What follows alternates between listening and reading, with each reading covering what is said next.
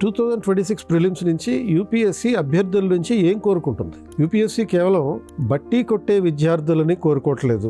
ఆలోచించే పరిపాలనా అధికారులు యూపీఎస్సీకి కావాలి. ఎందుకంటే సమస్యల్ని విశ్లేషించి నిర్ణయం తీసుకోగలగాలి, అనిశ్చితమైన పరిస్థితుల్లో స్పందించాలి, ప్రజల సమస్యలకి ప్రాక్టికల్ సొల్యూషన్స్ ఇవ్వగలగాలి, చట్టం మరియు మానవత్వం మధ్య సమతౌల్యత ఉండాలి, మారుతున్న పరిస్థితులకి అనుగుణంగా అలవాటు పడాలి. కేవలం సమాచారం కాదు, వివేకం మరియు జడ్జిమెంటల్ కెపాసిటీ ఉండాలి. అందుకే యూపీఎస్సీ జ్ఞాపక శక్తిని కాదు, ఆలోచన శక్తిని పరీక్షిస్తుంది.